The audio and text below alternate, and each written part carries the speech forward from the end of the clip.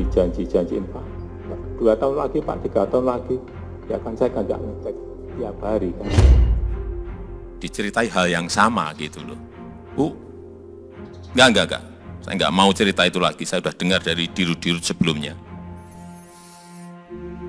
Ya saya belak-belakan memang, biasa. Tender udah 2 kali, udah bolak-balik diulang-ulang terus.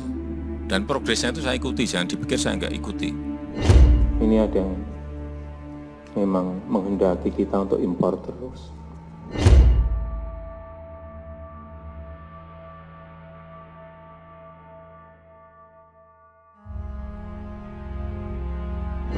Kalau kita bisa bangun kilang minyak, itu nanti turunannya banyak sekali. Petrokimia itu kan nggak usah impor. Impor petrokimia ini gede sekali. 323 triliun impor kita petrokimia. Negara tuh kita pengennya neraca transaksi berjalan kita baik, neraca perdagangan kita baik, impor nggak banyak karena kita bisa produksi sendiri, karena kita punya industrinya, kita punya mesinnya, kita punya bahan bakunya. Kok nggak kita lakukan malah impor? Segera bisa kita atasi hambatan-hambatan yang ada ya terkait dengan perizinan dan sebagainya. Pokoknya masalah-masalah yang ada di dalam negeri terkait dengan peraturan itu kita akan selesaikan. Seberapa cepat sih Pak yang diharapkan oleh Pak Menteri itu? Pak Menteri mengharapkan secepat mungkin. Pemerintahan Presiden Joko Widodo berambisi Indonesia bisa memiliki kilang baru. Namun, Presiden Jokowi mengaku kesal karena instruksinya soal pembangunan kilang minyak di Indonesia tak kunjung terrealisasi. Hal ini diperparah dengan adanya sejumlah insiden kebakaran di kilang-kilang milik Pertamina. Untuk itulah keseriusan Jokowi membangun kilang ini dikawal langsung oleh Kapolri, Jaksa Agung, serta Komisi Pemberantasan Korupsi atau KPK untuk mengawasi pembangunan kilang minyak. Jokowi ingin proyek ini benar-benar terrealisasi. Jokowi juga meminta Komisaris Utama PT Pertamina Persero, Basuki Cahayapurnama alias Ahok, dan Dirut Pertamina, Nike Widiawati untuk serius mengawal pembangunan kilang minyak. Setidaknya selama memimpin, Jokowi telah membangun 5 kilang raksasa dan mengembangkan kapasitas kilang-kilang yang sudah ada di Indonesia. Salah satu yang digadang-gadang akan menjadi kilang tercanggih di dunia adalah kilang minyak PT Pertamina di Tuban. Kita tahu bahwa ini juga sudah sejak tahun 97-98 dibangun dan berhenti. Dan ini kita mulai lagi. Ini kalau bisa nanti produksinya sudah maksimal, bisa menghemat devisa itu 4,9 miliar US dollar. Gede sekali. Kurang lebih 56 triliun ini merupakan substitusi. Karena setiap tahun kita impor. Padahal kita bisa buat sendiri. Tapi tidak kita lakukan, ini yang sering saya sampaikan bolak-balik. Hingga kita harapkan kalau ini betul-betul berproduksi maksimal, yang namanya current account deficit, terasa kita akan menjadi jauh lebih baik. Saya suruh kawal betul, akan saya ikuti terus juga progresnya, persentasenya sampai sejauh mana.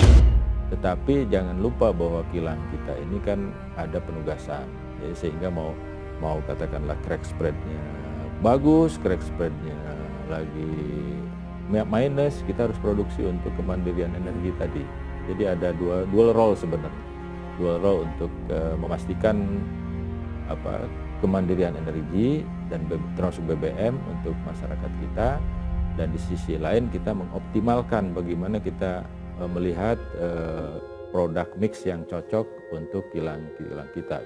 Proyek pembangunan kilang minyak PT Pertamina di Tuban menelan dana 15 miliar dolar Amerika Serikat hingga 16 miliar dolar Amerika Serikat atau sekitar 225,37 triliun rupiah. Pembangunan ini diperkirakan akan selesai pada tahun 2026 mendatang. Direktur Utama Pertamina Nike Widiawati mengatakan, pembangunan kilang minyak di lahan seluas 900 hektar ini bakal memberi dampak besar bagi masyarakat di wilayah tersebut. Sebagai salah satu kilang tercanggih di dunia, kilang Pertamina Tuban memiliki kapasitas pengolahan sebesar 300.000 barel per hari yang akan menghasilkan 30 juta liter BBM per hari untuk jenis gasolin dan diesel. Kilang Tuban juga akan menghasilkan 4 juta liter aftur per hari serta produksi petrokimia sebesar 4,25 juta ton per tahun. Selain itu, bahan bakar minyak yang dihasilkan akan bersifat ramah lingkungan. Dari sisi pendapatan negara, pembangunan kilang akan memberikan dampak signifikan bagi keuangan negara. Cadangan devisa akan meningkat hingga 12 miliar dolar Amerika Serikat per tahun dan penerimaan pajak yang diprediksi mencapai 109 miliar dolar Amerika Serikat. Selama ini Pertamina tercatat sebagai kontributor tertinggi bagi keuangan negara melalui pajak, dividen, dan signature bonus, serta pemasukan lainnya. Inilah salah satu dedikasi Pertamina sebagai perusahaan negara dalam mendukung keuangan negara yang sehat. Pembangunan dan modernisasi kilang nasional akan menggairahkan industri dalam negeri yang sejalan dengan kebijakan tingkat komponen dalam negeri atau TKDN yang mencapai 35%. Tentunya hal ini jadi peluang bagi industri dalam negeri untuk bermitra dengan Pertamina untuk menyukseskan mega proyek pembangunan dan pengembangan kilang. Belajar dari pengalaman, pembangunan kilang dampaknya sangat signifikan dalam membangun sebuah kota industri dan perdagangan dengan pesat. Pembangunan kilang ini disebut membuka lapangan pekerjaan yang besar. Tercatat lapangan kerja akan tercipta untuk 172.000 orang, baik secara langsung maupun tidak langsung, sejak pekerjaan proyek sampai operasional berjalannya kilang. Dengan terbukanya lapangan pekerjaan, masyarakat akan mendapatkan sumber penghasilan sehingga daya beli meningkat yang pada gilirannya akan mendorong kehidupan masyarakat yang sejahtera. Perekonomian kota yang dibangun kilang juga akan tumbuh dengan cepat.